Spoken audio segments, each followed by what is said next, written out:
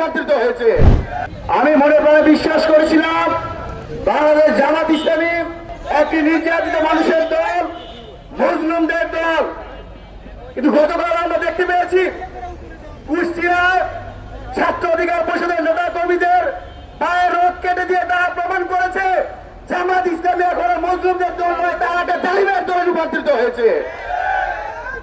আমরা দেখেছি যে যার স্মরণে স্বপনে যিনি 16 কোটি মানুষকে আহ্বান করেছেন উন্নয়নের জন্য, শেখ হাসিনা তার জননী হিসেবে আখ্যা দিয়েছেন, যার 14 গোষ্ঠী আওয়ামী লীগ করেন, সেই আমির হামজা বলেছেন গণ অধিকার পরিষদ নাকি আর বাংলাদেশে অবস্থান করছে না।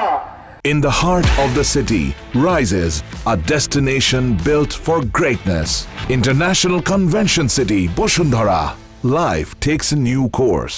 গণ অধিকার পরিষদ থেকে হারিয়ে গেছে, গণ অধিকার পরিষদকে রেখে আর খুঁজে পাওয়া যাচ্ছে না। আমি স্পষ্ট হয়ে বলতে চাই, বাংলাদেশে কি ছাত্র অধিকার পরিষদ কি বেঁচে আছে? গণ অধিকার পরিষদ কি বেঁচে আছে?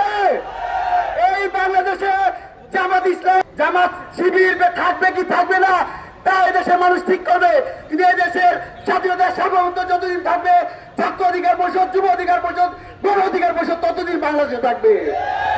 তার সেই অর্বাচীন অখ্যাত মুফতি আমির হামজার সেই বক্তব্যের প্রতিবাদে ছাত্র অধিকার পরিষদের নেতা কর্মীরা শান্তিপূর্ণভাবে কুষ্টিয়ার সদরে প্রোগ্রাম করছিলেন। সেই প্রোগ্রামে আমির হামজা তার সাথে দেখা জামাত শিবিরের চেলাপড়া দিয়ে, গুন্ডাদের দিয়ে, লাঠি শুনে রামদা দিয়ে ছাত্র অধিকার পরিষদ সরকারি কুষ্টিয়া কলেজের সভাপতি সুহানকে তার নাকের হাড় ভেঙে দিয়েছে, তার হাত ভেঙে দিয়েছে।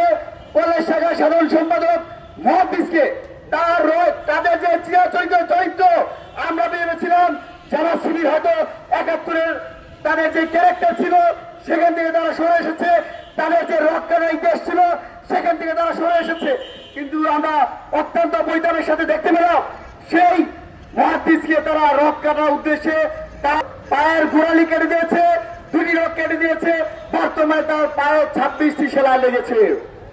আমরা ছাত্র অধিকার পরিষদের পক্ষ থেকে জামাত শিবিরের যে ঐতিহাসিক চরিত্র, সেই খুন খারাপি রক্ষাটা যদি এই অভ্যুত্থান পরবর্তী বাংলাদেশে তারা যদি অক্ষত রাখে, তাহলে দেশের সকল ছাত্র জনতা নিয়ে তাদেরকে প্রতিরোধ করে তোলা হবে। আমাদের বক্তব্য স্পষ্ট। আমরা দেখেছি মুফতি আমির হামজা একজন সংসদ সদস্য, তিনি বর্তমান সংসদের বিভিন্ন নারী যারা আছেন, সাংসদ আছেন, তাদের চরিত্র নিয়ে কথা বলছেন। নারী সাংসদের শারীরিক গঠন নিয়ে কাউকে বলা হচ্ছে তার বুড়ি বেড়ে গেছে, আরো অসহ্যজনক আচরণ করছে। জাহাঙ্গীরনগর বিশ্ববিদ্যালয়ে বলা হয় সকালে নাকি সেখানে মদ দিয়ে কুলি করতে হয়, বিভিন্ন বিশ্ববিদ্যালয় নিয়ে তারা আটাখানা ব্যবসাখানা বলে অভূষিত করা হয়। আমরা স্পষ্ট বলতে চাই, ছাত্র অধিকার পরিষদ মনে করে একজন আইন প্রণেতা এরকম একজন উন্মাদ পাগল হয়ে একজন আইন প্রণেতা বাংলাদেশে থাকতে পারে না।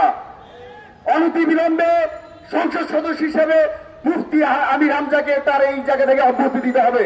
সর্বশেষ একটা কথা বলেই শেষ করব, যদি এই বাংলাদেশের কোন বিশ্ববিদ্যালয় ক্যাম্পাস যারা কোথাও যদি ছাত্র অধিকার পরিষদের একজন কর্মীর পশ্চিমে আঘাত আসে, ছাত্র শিবিরের নাম নিশানা এই বাংলাদেশকে উৎখাত করা হবে।